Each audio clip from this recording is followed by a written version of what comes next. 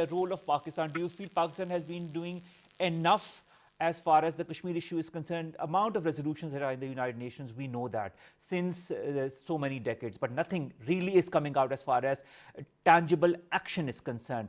OIC knows about it, all the other stakeholders, international stakeholders know about it. But is there any tangible action that is coming out of it? Are we as a Pakistani state, as a Pakistani nation, as a Pakistani government doing enough? I think we have made good speeches on Kashmir, and there was a diplomatic effort. We have taken it up at various forums, particularly to begin with the UN Security Council. It was informally taken up. Chinese have their own interest to, actually they want to keep this issue to be alive. Right. But I think we have not been able to do much. Kashmiris are frankly disappointed with our policy. All right. And why so? Because, you know, I see a lot of statements coming out from the Pakistani side. I see a lot of effort being made by our Prime Minister, by our Foreign Minister. He goes to every other country and talks about it. Our Prime Minister, you know, the statement, the speech that he made at the United Nations General Assembly was impressive, to say the least. I mean, what more can we do? That is what I am saying, that we have made good speeches on Kashmir.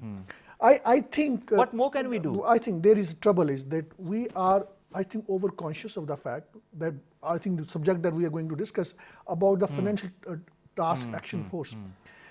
You know, we have huge fear that something big is going to happen.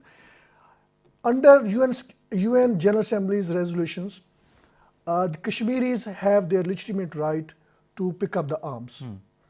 They have a legitimate struggle.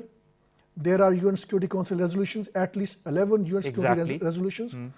If Kashmiris resort to violence because their women are being raped, their children are being picked up, they are being brutalized, put into jail in different other parts of India, I think we should support that legitimate struggle.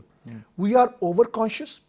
And now, because of a 9/11 situation, we think that once the curfew is lifted, there is going to be large-scale protest, and then it will be difficult for India to control. I think if there are some militant groups inside Kashmir which have no linkages with Pakistan, that India continues to point out towards Pakistan. If they are resorting to violence against Indian security forces, that is their legitimate right under UN General Assembly's resolution in mid-70s. All right. About Kashmir, how do you view that? A, do you feel that the Indian government is going to apply the decision of the Indian Supreme Court? And B, do you feel that it pays any heed to the diplomatic pressure that is being put onto it by different countries? I think we have to see in a broader picture, and the broader picture is that the Kashmir, what is happening inside Kashmir is not an isolated part of the policy of the Indian government. It is a link of what is happening in the northeast of India with two highly controversial legislation. One which deprives Muslims from their inherent right of citizenship in the northeast of India, and I'm talking about Assam, and then the West Bengal.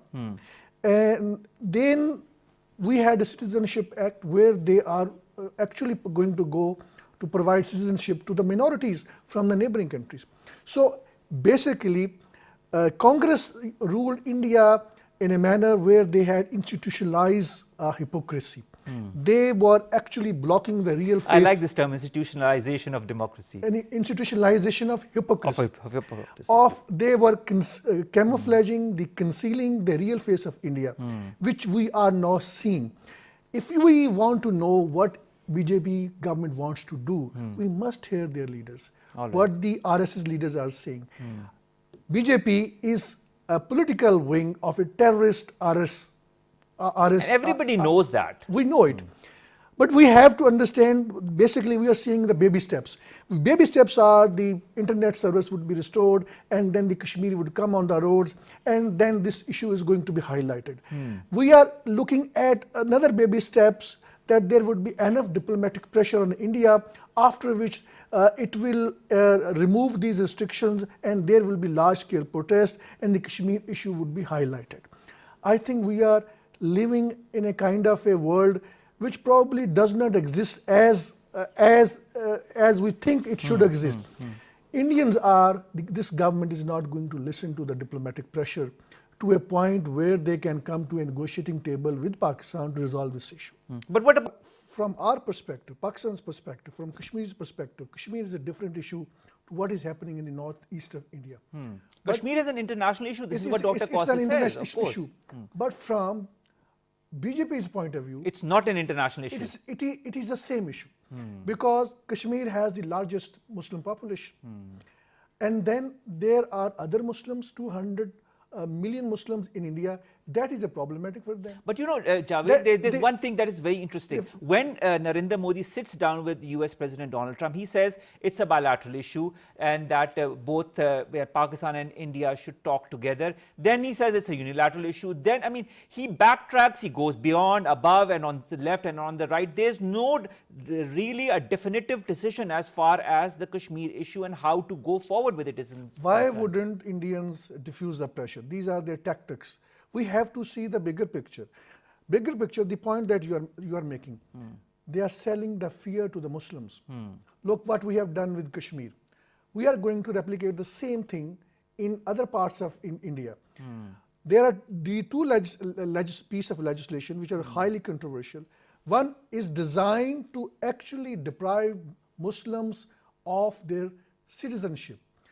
Those Muslims who were Had been living in India. are part and parcel of their security establishment. Exactly. They have come to conclusion that they are not Indians. So basically, it is because of the legal structure which is in place, that is the biggest hurdle for the BJP government. They, at the end of the day, they will go, if they get majority, maybe in the next election, or if they get an opportunity during this period of time, they will certainly go for Hindutva's original agenda, which is to make India a sort of a religious state.